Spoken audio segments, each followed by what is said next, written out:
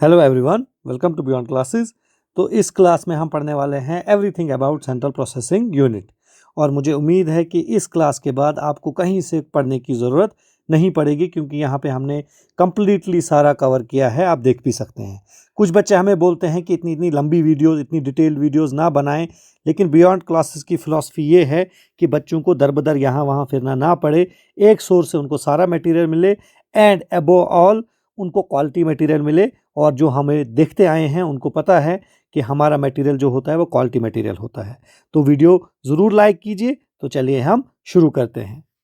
ये तो हमने पिछली वीडियो में पढ़ लिया कि कंप्यूटर एक इलेक्ट्रॉनिक डिवाइस है जिसमें हम डेटा इनपुट करते हैं, वो इसको प्रोसेस करता है और हमें रिजल्ट देता है। और पूरे सिस्टम जो सॉफ्टवेयर, हार्डवेयर, इसके बाकी डिवाइसेस हैं, उनको मिला के ये बनता है एक कंप्यूटर सिस्टम। ठीक है। इसके मेन यूनिट्स क्या क्या हैं? Central processing unit, memory units, input devices and output devices. और इन तीन बाकी जो कंपोनेंट्स हैं इनके बारे में भी हम फ्यूचर में वीडियोस बनाएंगे, डिटेल में वीडियोस बनाएंगे।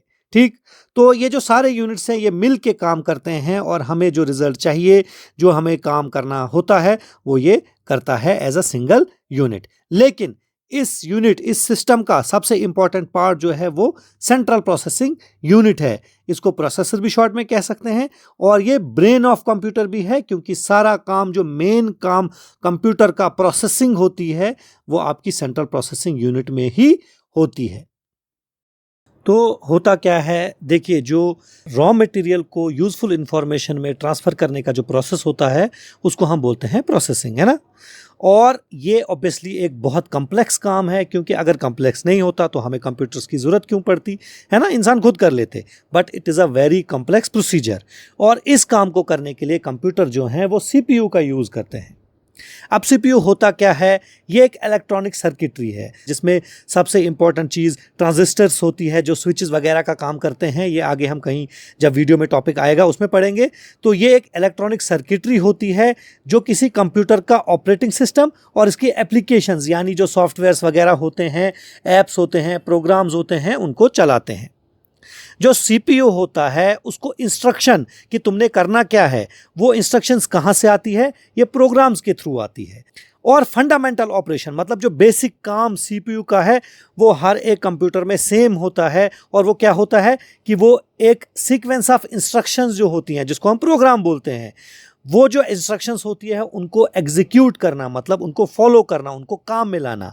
और इसके लिए जो CPU है वो एक साइकिल जो है उसको फॉलो करता है, जिसको हम बोलते हैं fetch, decode and execute cycle, जिसको शॉर्ट में बोला जाता है इंस्ट्रक्शन साइकिल। और इंस्ट्रक्शन साइकिल हम इसी वीडियो में आगे थोड़ा डिटेल में पढ़ेंगे, तो यहाँ पे अभी इसको हम छोड़ देते हैं। बट ये है कि CPU जो है उसका फंडामेंटल ऑपरेशन क्या है? ये साइकिल को पूरा करना, और इसी से जो सारे काम होते हैं वो CPU करता है। ठीक है। अब जो CPU होता है वो होता कहाँ पे है? वो मदरबोर्ड पे होता है। मदरबोर्ड क्या होता है? कंप्यूटर का जो मेन सर्किट होता है, जिसमें सारे इंपॉर्टेंट कंपोनेंट्स जो होते हैं कंप्यूटर के वो लगे होते हैं, उसी पे, वहीं पे CPU भी होता है। आप यहाँ पे देख सकते हैं CPU कभी रिमूवेबल भी होता है और नॉन रिमूवेबल भी होता है। जो गेमिंग लैपटॉप्स वगैरह होते हैं उनमें रिमूवेबल होता है, क्योंकि आप उसमें अपग्रेड भी CPU कर सकते हैं वगैरह वगैरह। ठीक है। तो एक कंसेप्ट हमने सुना है जो है माइक्रो प्रोसेसर। माइक्रो प्रोसेसर क्या होता है? माइक्रो प्रोसेसर एक CPU ही है, बट इसके CPU के जो सारे कंपोनेंट्स होते हैं वो एक सिंगल चिप में ही लगे होते हैं। तो उसकी वजह से उसका साइज़ बहुत रिड्यूस होता है, उसकी स्पीड भी बढ़ती है और कॉस्ट उसकी कम होती है और एनर्जी एफिशिएंसी भी उसकी ज़्यादा होती है, मतलब कम पावर यूज़ करता है। आप ये देख सकते हैं, ये जो है ये छोटा सा ये माइक्रो प्रोसेसर है, क्योंकि ये देख सकते हो आप कितना छोटा है। वरना आपने पुराने कंप्यूटर्स में देखा होगा कितने बड़े बड़े CPUs होते हैं, है ना। उनको CPU बोलते थे, लेकिन इनको हम बोल सकते हैं माइक्रो प्रोसेसर। ऑब्वियस सी बात है, माइक्रो छोटा, प्रोसेसर वही प्रोसेसर CPU, है ना। उसके बाद जो CPU है वो बनता किसका है? वो बनता है सिलिकॉन का। मतलब जो सिलिकॉन है वो उसका सबसे इंपॉर्टेंट, सबसे ज़्यादा इस्तेमाल किया जाने वाला मटेरियल होता है CPUs में, है ना। सिलिकॉन क्यों इस्तेमाल करते हैं? सिलिकॉन इसलिए इस्तेमाल करते हैं क्योंकि एक सेमीकंडक्टर है, मतलब ये इंसुलेटर का भी काम करता है और इलेक्ट्रिसिटी को कंडक्ट करने का भी काम करता है, डिपेंडिंग आप उसको कैसे मैनिपुलेट करते हो, आप क्या चाहते हो, यानी कंप्यूटर सिस्टम क्या चाहता है। और बाकी मटेरियल भी इसमें होते हैं, जैसे कॉपर है, एल्यूमिनियम है, प्लास्टिक ऑब्वियसली होता ही है, और प्रीशियस मेटल जैसे गोल्ड और सिल्वर भी कभी कभी यूज होता है for the wires of central processing unit. ठीक है, तो आगे बढ़ते हैं हम। तो अब हम पढ़ेंगे हिस्ट्री ऑफ सीपीयूज, लेकिन हम थोड़ा ब्रीफली पढ़ेंगे। ये वैसा ही है जैसा हम पढ़ते हैं जनरेशंस ऑफ कंप्यूटर्स, बट वहाँ पे हम ओवरऑल कंप्यूटर पे फोकस रखते हैं, लेकिन यहाँ पे ज़्यादा जो फोकस होगा वो सिर्फ सीपीयूज पे होगा, और जनरेशन ऑफ कंप्यूटर्स जो है वो हम आगे वीडियो में डिटेल में कवर करेंगे। ठीक है, तो जो 1940s के कंप्यूटर हुआ करते थे, जो अर्ली कंप्यूटर्स थे, जो स्टार्टिंग था कंप्यूटिंग का, उसमें क्या था कि वैक्यूम ट्यूब्स यूज़ होती थी प्रोसेसर्स में। ठीक है, वैक्यूम ट्यूब का क्या मतलब है आप यहाँ पे देख सकते हैं, ये वैसा ही है जैसे वो पुराने ज़माने के बल्ब्स होते थे ना, इनकैंडेसेंट बल्ब्स, ये वैसा ही इसका स्ट्रक्चर वगैरह होता था। और ये किस लिए यूज़ होते थे? टू एम्पलीफाई, मतलब बढ़ाने के लिए इलेक्ट्रिक सिग्नल, या स्विच बिटवीन ऑन स्टेट और ऑफ स्टेट। मतलब क्या है, ऑन स्टेट में एक वैक्यूम ट्यूब जो है वो अपने थ्रू करंट पास करने देती थी, और ऑफ स्टेज में नहीं। और आपको पता है बाइनरी का यही बेसिस है, ऑन और ऑफ स्टेज, 0 या 1। ठीक है, तो इसका काम यही था, 0 या 1 या दोनों स्टेट में स्विच करना। ठीक है, तो मसला क्या था उनके साथ कि ये बहुत बड़ा जो एक कंप्यूटर बनता था उस टाइम, पावर हंग्री, क्योंकि आपको पता है अगर इनकैंडेसेंट बल्ब आपने यूज़ किया है कभी, वो कितनी बिजली खाता था, वो कितनी पावर खाता था, है ना। और अनरिलायबल भी होते थे, मतलब ये फेल भी हुआ करती थी। ठीक है, तो ENIAC जो था वो पहला ऐसा कंप्यूटर था जिसने वैक्यूम ट्यूब्स का इस्तेमाल किया था। और ये बना कब था? ये 1943 में बनना स्टार्ट हुआ था, 1945 में बन के तैयार हुआ था, और 1946 में ये अनाउंस हुआ था, मतलब कि बन गया है। और आप देखिए यहाँ पे ये 1500 स्क्वायर फीट की जो फ्लोर स्पेस है वो इस्तेमाल करता था। कितना बड़ा ये कंप्यूटर हुआ करता था, और हजारों वैक्यूम ट्यूब्स लगती थी एक प्रोसेसर में। उसके बाद इन्वेंट हुए ट्रांजिस्टर्स। ट्रांजिस्टर के आने से जो है वैक्यूम ट्यूब्स रिप्लेस हो गई। ट्रांजिस्टर का काम सेम था, टू एम्पलीफाई सिग्नल और to switch between two state, 0 और 1, है ना। बट ये बहुत छोटे हुआ करते थे, और ये रिलायबल भी थे, और मोर एफिशिएंट, मतलब पावर एफिशिएंट भी थे। और यही जो कंप्यूटर्स थे वो पहले जनरेशन बनी कंप्यूटर्स की जिनको हम प्रोग्राम करते थे। पहली generation computer, overall computer obviously vacuum tubes वाली थी, लेकिन जिनको हम प्रोग्राम कर सकते थे वो यही कंप्यूटर्स थे, ट्रांजिस्टर बेस्ड कंप्यूटर्स। क्योंकि पहले जो थे वो प्रोग्रामिंग के लायक कंप्यूटर्स नहीं बनते थे, क्योंकि वो फिक्स्ड कंप्यूटर्स बनते थे, उनमें जो एक बार प्रोग्राम किया गया वही रहता था, उसको चेंज करना बहुत ही ज़्यादा मुश्किल होता था, इसलिए वो स्पेसिफिक पर्पस के लिए कंप्यूटर्स बनाए गए थे। ठीक है, उसके बाद क्या हुआ कि इंटीग्रेटेड चिप्स का जमाना आ गया। मतलब क्या है, यहां पे नया कुछ नहीं बना, बट ट्रांजिस्टर्स ही छोटे होते गए, और इन्हीं ट्रांजिस्टर्स को एक सिंगल चिप पे बहुत से हजारों ट्रांजिस्टर जो है वो लगाए जाने लगे। उससे क्या हुआ, और एफिशिएंसी आई, और पावर एफिशिएंसी आई, और स्पीड बढ़ गई। IBM 360 सीरीज के जो कंप्यूटर्स थे वो इस टाइम पे क्या हो गया कि इंडस्ट्री स्टैंडर्ड बन गए, मतलब सबसे ज्यादा यूज करने वाले, क्योंकि उन्हीं ने इस कंसेप्ट को सबसे पहले इस्तेमाल करना शुरू किया कमर्शियली। समझ आ गया आपको? तो उसके बाद दौर आया माइक्रो प्रोसेसर्स का। माइक्रो प्रोसेसर्स क्या होते हैं?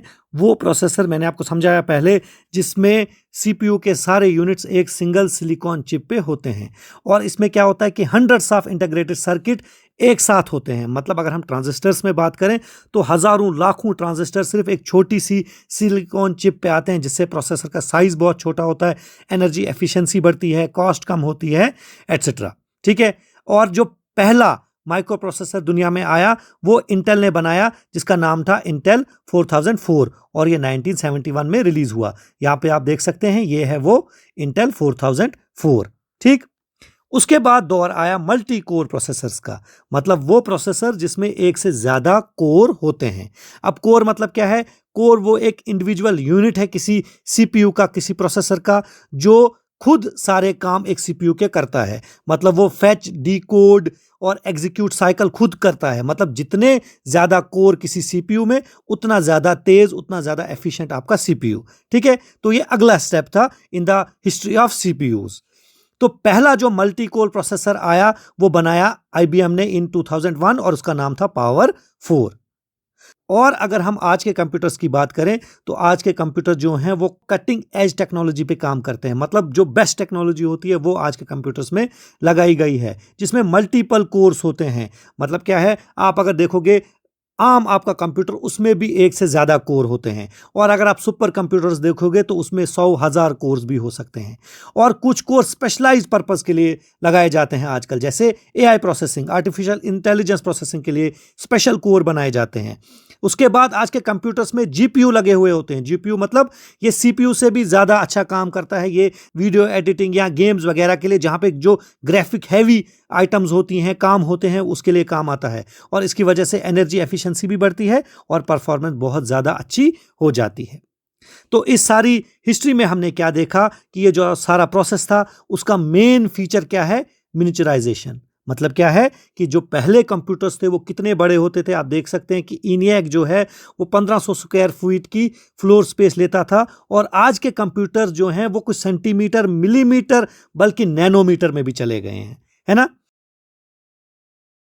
अब हम पढ़ेंगे नेक्स्ट टॉपिक जो है कंपोनेंट्स ऑफ सीपीयू। सीपीयू के 3 मेन कंपोनेंट्स है: arithmetic and logical unit, control unit और रजिस्टर्स। इन तीनों को हम इस वीडियो में डिटेल में पढ़ेंगे, और जो इसके बाकी कंपोनेंट्स हैं, छोटे छोटे कंपोनेंट्स हैं, उनका मैं आइडिया आपको इसी वीडियो में दे दूंगा। तो पहला जो इंपॉर्टेंट कंपोनेंट है वो है ALU या अरिथमेटिक एंड लॉजिकल यूनिट।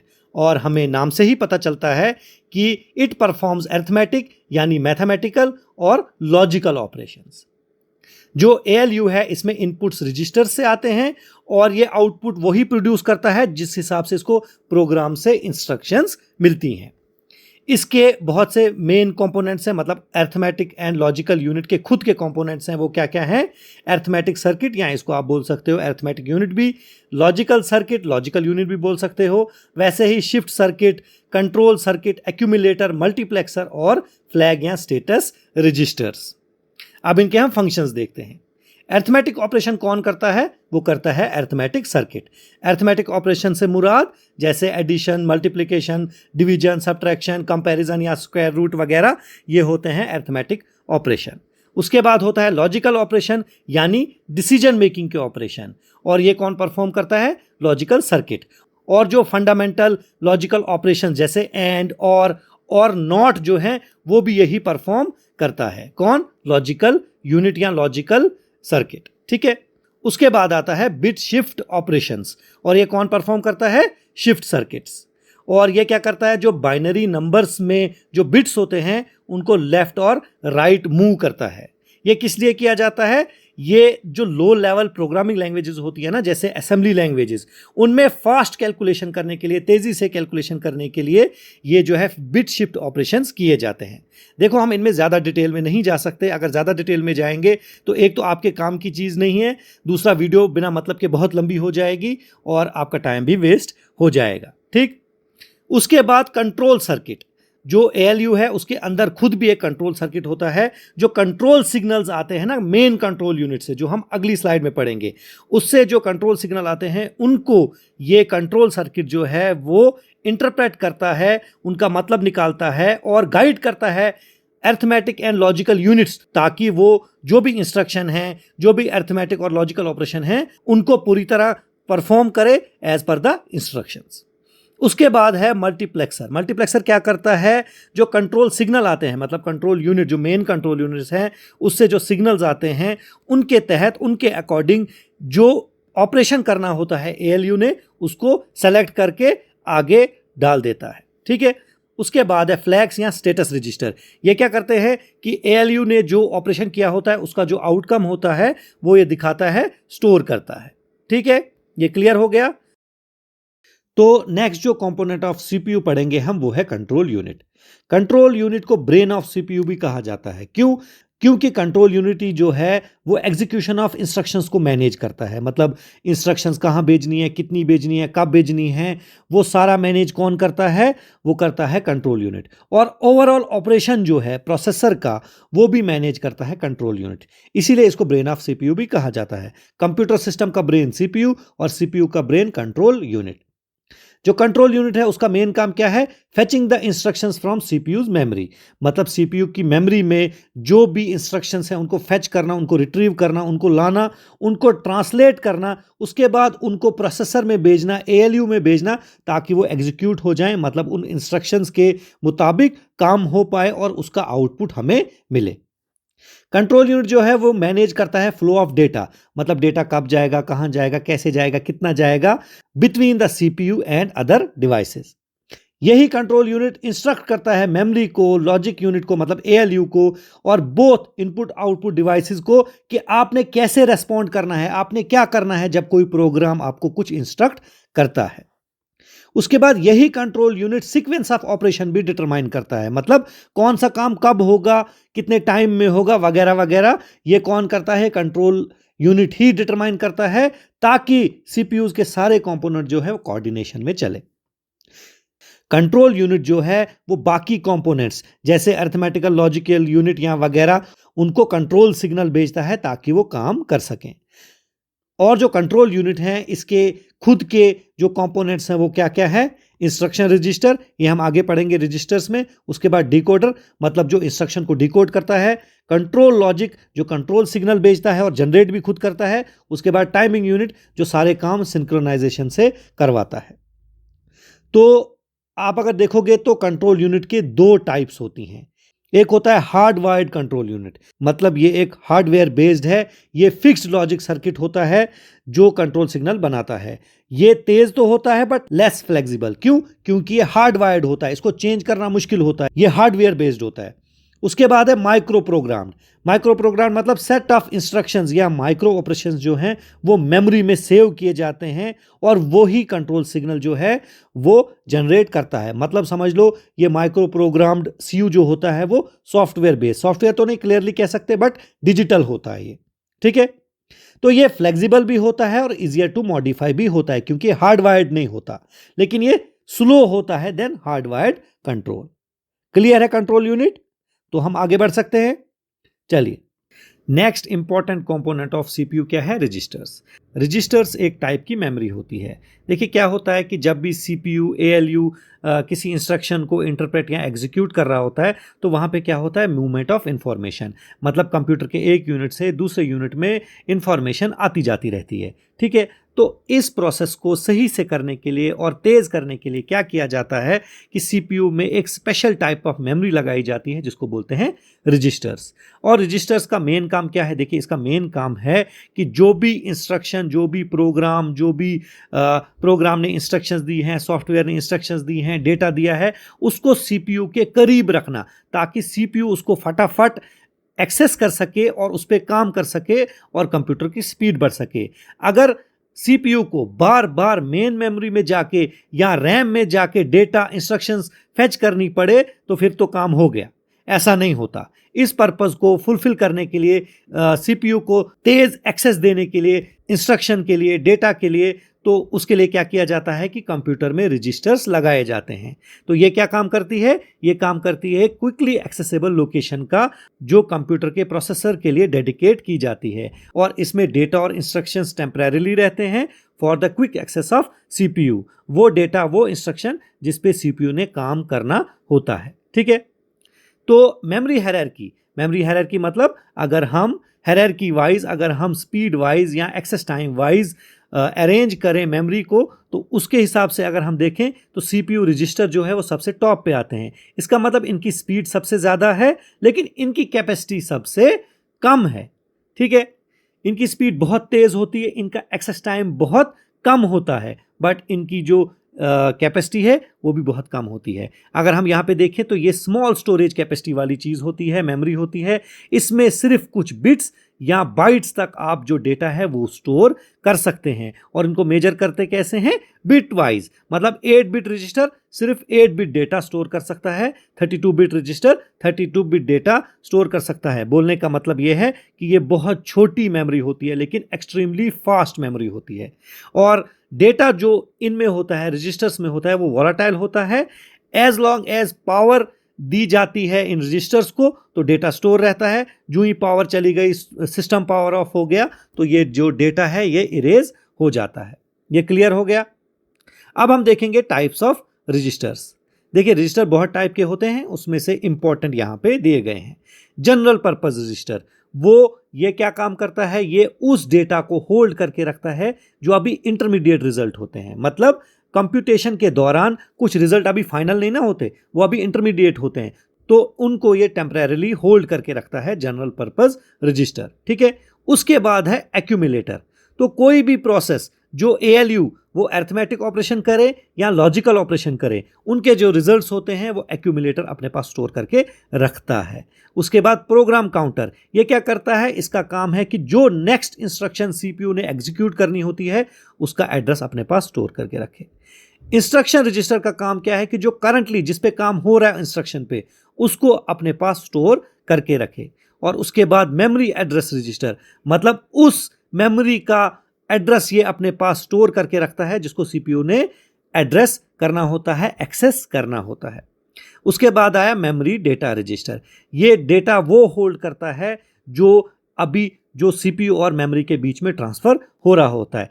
ठीक है, तो ये इंपॉर्टेंट 3 कंपोनेंट्स थे CPU के। अब नेक्स्ट हम देखेंगे बाकी कंपोनेंट्स, उनका आइडिया लेते हैं, उनको इतनी डिटेल में समझाया नहीं गया है। अब यहाँ पे हम देखेंगे जो CPU के कंपोनेंट्स हैं उनकी समरी। ये 3 यूनिट्स जो हैं ALU, कंट्रोल यूनिट और रजिस्टर्स, इनको तो हमने अच्छी तरह पढ़ लिया। उसके बाद आया कैश मेमोरी। कुछ स्टूडेंट्स को ये कन्फ्यूजन हो सकती है क्या ये CPU के कंपोनेंट है या नहीं है, इस पे हम डिस्कस करेंगे जब हम मेमोरी पे वीडियो बनाएंगे, फिलहाल आप याद रखिए। उसके बाद हैं बसेस, जैसे हमने पिछली वीडियो में भी पढ़ा था कि बसेस जो हैं वो कम्युनिकेशन हाईवेज होती हैं और वो डेटा ट्रांसफर में हेल्प करती हैं। उसके बाद है क्लॉक यूनिट, जो सारे CPUs के ऑपरेशन को सिंक्रोनाइज करके रखती हैं। उसके बाद IO इंटरफेस, मतलब इनपुट आउटपुट इंटरफेस, ये क्या करती हैं कि ये एनेबल करती हैं communication between CPU and external devices, मतलब इनपुट डिवाइसेस और आउटपुट डिवाइसेस। उसके बाद है फ्लोटिंग पॉइंट यूनिट। ये हर एक CPU में नहीं होता है, ये ऑप्शनल होता है, और ये एडवांस मैथमेटिकल कैलकुलेशन जो होती हैं, high level complex mathematical calculation जो ALU से नहीं हो पाती हैं, वो ये करता है। उसके बाद होता है मेमोरी मैनेजमेंट यूनिट। ये क्या करता है, ये वर्चुअल मेमोरी एड्रेस को ट्रांसलेट करता है into physical memory address. Virtual memory क्या होता है कि कुछ कंप्यूटर्स क्या करते हैं कि आपकी SSD को, जो आपकी सेकेंडरी स्टोरेज होती है, उसका कुछ पार्ट एज रैम इस्तेमाल करते हैं, तो उसको बोलते हैं वर्चुअल मेमोरी। तो उसी के एड्रेस को ये फिजिकल मेमोरी एड्रेस में कन्वर्ट करती है, ट्रांसलेट करती है, ताकि CPU उसको एड्रेस कर पाए, एक्सेस कर पाए। ओके, तो चलिए आगे पढ़ते हैं नेक्स्ट टॉपिक। तो अब हम पढ़ेंगे CPU के आर्किटेक्चर्स। आर्किटेक्चर क्या होता है, जैसे हमने पिछली वीडियो में भी पढ़ा कि आर्किटेक्चर एक ब्लूप्रिंट होता है, एक नक्शा होता है। तो CPU आर्किटेक्चर क्या होता है कि ये डिजाइन और स्ट्रक्चर होता है CPU का, मतलब ये बताता है हमें कि CPU को कैसे बनाना है और स्ट्रक्चर क्या होने वाला है। और यही आर्किटेक्चर ये भी बताता है हमें कि कोई जो CPU बनाया है किसी पर्टिकुलर आर्किटेक्चर के तहत, तो उसका जो डेटा प्रोसेसिंग होगी वो कैसी होगी, इंस्ट्रक्शन जो एग्जीक्यूट होनी होंगी वो कैसी होंगी, और मेमोरी मैनेजमेंट कैसी होगी उसमें। और यही हमें बताता है कि कंपोनेंट जो CPU के होते हैं, जैसे रजिस्टर, मेमोरी, बसेस, इनको कैसे ऑर्गेनाइज, सीक्वेंस किया जाएगा। और ऑब्वियसली इसका बहुत असर पड़ता है CPU की परफॉर्मेंस पे और उसकी फंक्शनैलिटी पे। देखिए, CPU आर्किटेक्चर को मैं आपको एक फोटो से समझाऊंगा। वो क्या होगा, वो वॉन न्यूमैन आर्किटेक्चर और हार्वर्ड आर्किटेक्चर में डिफरेंस होगा। आप देखिए ये वॉन न्यूमैन आर्किटेक्चर है और ये हार्वर्ड आर्किटेक्चर है। इनमें क्या डिफरेंस है, जो वॉन न्यूमैन था उसने क्या कहा था कि एक ही मेमोरी होनी चाहिए डेटा के लिए भी और इंस्ट्रक्शन, एड्रेसेस, प्रोग्राम्स के लिए भी, और इनके लिए भी सिमिलर बसेस होनी चाहिए। ठीक है, लेकिन हार्वर्ड आर्किटेक्चर हमें क्या कहता है कि प्रोग्राम मेमोरी अलग होनी चाहिए, डेटा मेमोरी अलग होनी चाहिए, और इनके लिए बसेस भी अलग होनी चाहिए। तो ये हमें आइडिया देता है कि आर्किटेक्चर क्या होता है। और हमें यह भी पता चलता है यहां से, आप देखिए यहां पे क्या होता है कि हम देख सकते हैं कि इस सिंगल मेमोरी फॉर डेटा और इंस्ट्रक्शन की वजह से क्या होता है कि वॉन न्यूमैन आर्किटेक्चर सिंपल है, फ्लेक्सिबल है, और जनरल जो आम कंप्यूटिंग है, जो आप और मैं कंप्यूटर यूज करते हैं, उनके लिए ज्यादा सूटेबल है, बट ये थोड़ा स्लो होता है। वैसे ही अगर हम हार्वर्ड स्ट्रक्चर देखेंगे, हार्वर्ड आर्किटेक्चर हमें क्या बताता है कि हमने जैसे देखा कि सेपरेट मेमोरी और बस होनी चाहिए इंस्ट्रक्शंस के लिए और डेटा के लिए। उससे क्या होगा, फास्टर एक्सेस होगा, बट ये सिस्टम जो है कॉम्प्लेक्स होगा और एक्सपेंसिव होगा। समझ आ रही है आपको। वैसे ही रिस्क एक आर्किटेक्चर है जिसका फुल फॉर्म है रिड्यूस्ड इंस्ट्रक्शन सेट कंप्यूटिंग। इसमें क्या होता है कि जो इसमें इंस्ट्रक्शन, जो प्रोग्राम बनाए जाते हैं, इसमें इंस्ट्रक्शन जो होती है वह सिंप्लीफाइड होती हैं। बहुत सी बड़ी बड़ी इंस्ट्रक्शंस को बहुत छोटी छोटी इंस्ट्रक्शन में डिवाइड किया जाता है ताकि उनको तेजी से एग्जीक्यूट किया जाए। ऑब्वियसली ये फास्ट होगा और एफिशिएंट भी होगा, है ना। लेकिन इसमें मसला क्या है कि इसमें इंस्ट्रक्शन बहुत लगेंगी, क्योंकि आपने बहुत से कामों को छोटे छोटे कामों में डिवाइड करना है ना, तो छोटे छोटे कामों के लिए अलग से इंस्ट्रक्शन देनी है। वैसे ही है दूसरा CISC, ये क्या है, कॉम्प्लेक्स इंस्ट्रक्शन सेट प्रोग्रामिंग। इसमें एक इंस्ट्रक्शन में बहुत से काम किए जाते हैं। समझ आ रही है आपको? यहां पे एक इंस्ट्रक्शन में एक काम होता है तो इंस्ट्रक्शन सिंप्लीफाई होती है, बट यहां पे एक इंस्ट्रक्शन में बहुत से काम लिए जाते हैं। इसका मतलब ये स्लो होगा और कॉम्प्लेक्स होगा, बट ये प्रोग्राम साइज, मतलब क्या है, आपके सॉफ्टवेयर का साइज भी कम करेगा। वैसे ही MIPS जो है, micro processor without interlocked pipeline stages, ये रिस्क की ही एक रिफाइंड एक आर्किटेक्चर है, ठीक। और वैसे ही ARM है, ये भी रिस्क के ऊपर ही बेस्ड है। सबसे ज्यादा स्मार्टफोन्स में जो आर्किटेक्चर इस्तेमाल होता है वो क्या है, ARM, ठीक। उसके बाद इंटेल ने बनाया है X60, और ये जो X60 है ये सबसे ज्यादा PCs जो होते हैं हमारे, मैकबुक्स नहीं, मतलब एप्पल के कंप्यूटर नहीं, बल्कि PCs, विंडोज के कंप्यूटर, उनमें सबसे ज्यादा जो आर्किटेक्चर है वो यही होता है इस्तेमाल, X60 इंटेल का, ठीक है। तो बाकी आप एप्लीकेशन वगैरह यहां पे अच्छी तरह पॉज करके देख सकते हैं। तो अब हम पढ़ेंगे वो प्रोसेस जिससे एक्चुअल में CPU काम करते हैं, जिसको हम इंस्ट्रक्शन साइकिल भी बोलते हैं, या इसको हम बोलते हैं फेच एग्जीक्यूट साइकिल भी, ठीक है। तो ये प्रोसेस जो है, हर एक CPU जब वो ऑन होता है वहां से शुरू करता है, चलता रहता है, और जब तक ये बंद ना हो तब तक ये प्रोसेस कंप्यूटर का, CPU का चलता रहता है। जो सिंपल CPUs होते हैं वो ये काम सिक्वेंशियली करते हैं, मतलब पहले एक स्टेप, वो ख़त्म, फिर दूसरा स्टेप, वो ख़त्म, फिर तीसरा स्टेप। लेकिन जो मॉडर्न CPUs हैं या हाई पावर्ड CPUs हैं, वो ये काम कंकरेंटली भी करते हैं, मतलब अभी एक स्टेप पूरा नहीं हुआ तो दूसरा शुरू कर देते हैं, ठीक है। इस प्रोसेस को इंस्ट्रक्शन पाइपलाइनिंग भी बोलते हैं, ठीक। मतलब अभी जो पहला स्टेप है फैच, वो पूरा हुआ नहीं होता है तो वो डिकोडिंग शुरू करते हैं, बट ये हर जगह पे नहीं हो सकता, क्योंकि कुछ इंस्ट्रक्शंस, कुछ काम ऐसे होते हैं जिनमें पहला स्टेप 100% कंप्लीट करना ज़रूरी है, फिर दूसरा होगा नॉर्मली। लेकिन ऐसा ही होता है कि ये जो स्टेप्स होते हैं वो मॉडर्न कंप्यूटर्स में या हाई पावर्ड कंप्यूटर्स में कंकरेंटली पैरेलल में चलते रहते हैं, ठीक है। तो इस प्रोसेस को हम थोड़ा जल्दी जल्दी देखेंगे। पहला स्टेप होता है फैच। इसमें क्या होता है कि कंप्यूटर जो है वो इंस्ट्रक्शन, जो प्रोग्राम ने इंस्ट्रक्शन वगैरह दी होती हैं, वो रैम से उठा के, मेमोरी से उठा के CPU में लाता है, क्योंकि काम तो CPU ही नहीं करना है। और ये स्टार्ट कहाँ से होता है काम, ये प्रोग्राम काउंटर को पढ़ने से, रीड करने से होता है। और हमने पीछे पढ़ा प्रोग्राम काउंटर क्या होता है, ये वो रजिस्टर है कि जिसमें ये होता है कि CPU ने नेक्स्ट इंस्ट्रक्शन कौन सी एग्जीक्यूट करनी है, तो इसको पढ़ के वो इंस्ट्रक्शन जो है वो कॉपी की जाती है करंट इंस्ट्रक्शन रजिस्टर में, कि मतलब वो रजिस्टर जिसमें जो करंट इंस्ट्रक्शन एग्जीक्यूट होनी होती है वो उसमें कॉपी होती है। दूसरा स्टेप क्या है, डिकोड। डिकोडिंग में क्या होता है, कंट्रोल यूनिट जो है, आपको पता होना चाहिए कि कंट्रोल यूनिट ही डिकोडिंग का काम करता है। तो ये जो इंस्ट्रक्शन CIR में होती है उसको डिकोड करता है, और उसको वहां से पता चलता है कि क्या ऑपरेशन करना है, क्या काम करना है, उसमें कौन से एडिशनल ऑपरेंड्स लगेंगे। ऑपरेंड मतलब वो डेटा जिस पे हमने काम करना होता है, ठीक है। और ये सिग्नल सेंड करता है CPU को, ALU वगैरह को, ताकि वो अपना काम शुरू कर सकें। और तीसरी स्टेज है एग्जीक्यूट स्टेज। ये एक्चुअल परफॉर्मेंस वाली स्टेज है, यहाँ पे एक्चुअल ऑपरेशन होता है। और फाइनल स्टेज क्या है, स्टोर या राइट बैक, मतलब जो रिजल्ट होता है वो फाइनली रजिस्टर या मेमोरी में सेव हो जाता है। तो इंस्ट्रक्शन साइकिल ही एक कोर प्रोसेस है जिससे आपके सॉफ्टवेयर जो हैं वो चलते हैं कंप्यूटर में, और जिसकी वजह से सारे कंप्यूटर सिस्टम के फंक्शनैलिटी चलती है, ठीक। अब पढ़ेंगे हम टाइप्स ऑफ CPUs। CPUs को हम बहुत सी बेसिस पे कैटेगराइज कर सकते हैं, और पहला है बेस्ड ऑन आर्किटेक्चर। आर्किटेक्चर तो हमने पीछे पढ़ लिया क्या होता है, और इसी में हमने ये पहली टाइप्स ऑफ आर्किटेक्चर भी पढ़ लिए हैं, तो इसको वापस पढ़ा के हम वीडियो को ज़्यादा लंबा नहीं करेंगे। और तीसरा जो ये है epic, explicitly parallel instruction computing.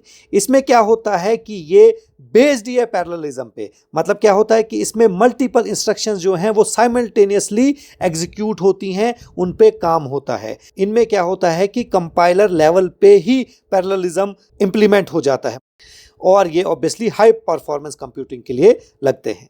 उसके बाद है based on number of course. मैंने कोर तो पीछे आपको समझ आया कि कोर क्या होता है, एक इंडिविजुअल यूनिट होता है CPU के अंदर जो पूरा इंस्ट्रक्शन साइकिल खुद हैंडल करता है, पूरा उस पर काम करता है। इट मीन्स जितने कोर्स होंगे किसी सीपीयू में तो उतना फास्ट वो सीपीयू होगा। तो सिंपल सी बात है, जो सिंगल कोर होगा उसमें एक ही कोर होगा, उसमें मतलब पूरा सीपीयू एक ही कोर है और वो single task at a time करेगा। और ये जनरल पर्पस कंप्यूटिंग में इस्तेमाल होता है, मतलब जो लो पावर्ड कंप्यूटिंग होते हैं, जिन्होंने सिंपल से काम, वीडियो देखना वगैरह वगैरह, ब्राउजिंग करना, उन कंप्यूटर्स में इस्तेमाल होता है। ये पुराने कंप्यूटर्स में भी इस्तेमाल होता था और ये ऑब्वियसली स्लो चलता है। उसके बाद आया मल्टी कोर। मल्टी कोर मतलब जिसमें एक से ज़्यादा कोर्स एक सिंगल चिप में हो, एक सीपीयू में हो, और हर एक जो कोर है वो इंडिविजुअली अपना काम करता है।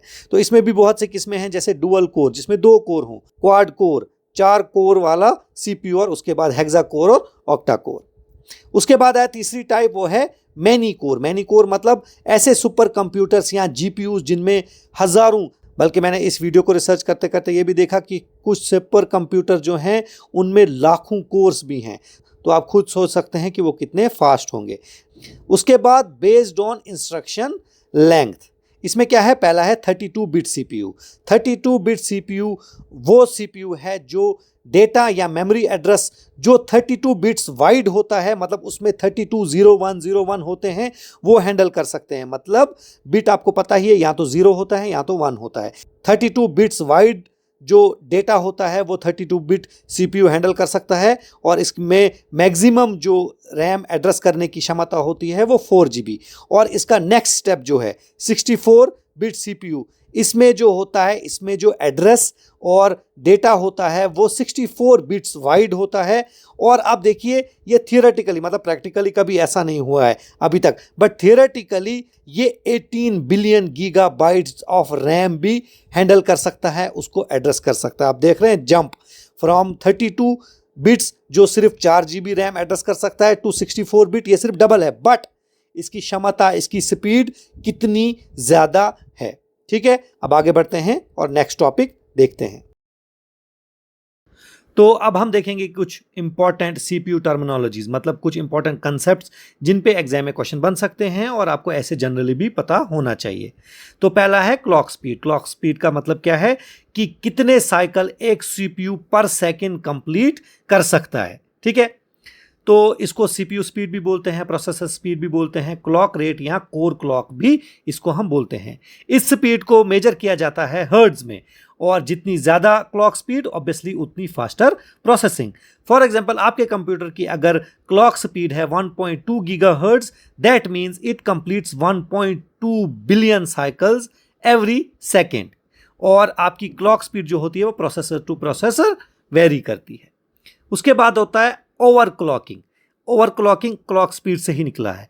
इसका मतलब है कि सीपीयू की जो कोर क्लॉक स्पीड है, मतलब इसकी जो फैक्ट्री सेट क्लॉक स्पीड है, जो फैक्ट्री जिस कंपनी ने आपका सीपीयू बनाया है उसने जो इसकी क्लॉक स्पीड सेट की है उससे ज़्यादा उसको इंक्रीज करना है। इसके बहुत तरीके हैं, वो डिटेल हमें ज़रूरत नहीं है, बट उसको इंडिविजुअल लेवल पे उसको उस क्लॉक स्पीड को इंक्रीज करना, उससे क्या होगा, कंप्यूटर ऑब्वियसली तेज चलेगा और इसमें परफॉर्मेंस इंप्रूवमेंट होगी, गेमिंग इससे ज़्यादा अच्छी होगी, वीडियो एडिटिंग तेज होगी, और रिसोर्स इंटेंसिव एप्लीकेशन जो हैं वो आराम से वो कंप्यूटर कर लेगा, उनको हैंडल कर लेगा। बट इसके ऑब्वियसली कुछ ड्रॉबैक्स भी हैं। इसकी वजह से कंप्यूटर ओवरहीट भी होता है, स्टेबिलिटी इश्यूज, मतलब कभी फेल भी हो सकता है, रिड्यूस्ड लाइफ स्पैन, मतलब ज़्यादा काम कराओगे और जितना सीपीयू हीट होता है उसकी उतनी लाइफ कम हो जाती है, और ऑब्वियसली वारंटी भी इससे वॉइड होती है क्योंकि ये क्लॉक स्पीड फैक्ट्री मतलब कंपनी ने सेट की होगी। तो अब है मल्टी थ्रेडिंग। मल्टी थ्रेडिंग का मतलब क्या है कि ये एक प्रोग्रामिंग टेक्निक है जिसमें क्या होता है कि एक प्रोग्राम या कोई सॉफ्टवेयर अपने बहुत से टास्क जो है, अपने बहुत से काम जो है वो एक साथ कर सकता है। फॉर एग्जांपल, जैसे हम गूगल प्ले से बहुत सी ऐप्स डाउनलोड करते हैं। अगर गूगल प्ले में आप कोई ऐप डाउनलोड करते हो तो गूगल प्ले जो है वो पहले ऐप को पूरी तरह डाउनलोड करता है, उसके बाद इंस्टॉल करता है। लेकिन अगर यहाँ पे हम मल्टी थ्रेडिंग अप्लाई करें, उससे क्या होगा, उससे ये होगा कि डाउनलोड होते होते ही ऐप इंस्टॉल भी होती रहे, है ना। मतलब एक प्रोग्राम जो है वो अपने बहुत से काम इकट्ठे कर रहा है। एक थ्रेड जो होता है वो एक छोटा सा वर्कर की तरह होता है किसी फैक्ट्री में, और मल्टी थ्रेडिंग मतलब जब वो वर्कर सारे मिल के अपना अपना काम करें, एक साथ सारे अपना अपना काम करें, उससे ऑब्वियसली क्या होगा, काम जो है वो जल्दी हो जाएगा, है ना। तो मल्टीथ्रेडिंग किस लिए इस्तेमाल की जाती है? For the improvement of performance of applications, particularly on the system जिनमें ज़्यादा प्रोसेसेस हों या ज़्यादा कोर्स हों। आपके फ़ोन में भी बहुत से थ्रेड्स हर एक ऐप के जो भी आपने ओपन की है उसके चलते रहते हैं पीछे, क्योंकि हर एक ऐप बहुत से काम एक साथ करती है। ठीक है। पाइपलाइनिंग का मतलब क्या है कि जहां पे बहुत सी इंस्ट्रक्शंस जो प्रोग्राम ने दी हैं वो एक साथ चला सके। ठीक है। पाइपलाइनिंग और मल्टीथ्रेडिंग में फर्क थोड़ा सा है, बट इसको समझिए। ठीक है। इसमें इंस्ट्रक्शन पे फोकस है। इसमें बहुत सी इंस्ट्रक्शंस जो हैं वो एक साथ काम करती हैं, एक साथ चलाई जाती हैं। और कौन चलाता है? ऑब्वियसली प्रोसेसर, ताकि जल्दी काम हो, तेज काम हो। उसके बाद है ग्राफिक्स प्रोसेसिंग यूनिट। नाम से ही पता चलता है कि ये वो प्रोसेसिंग यूनिट है जो ग्राफिक्स को रेंडर करने में, इमेजेस को, एनिमेशन को रेंडर करने में काम आता है।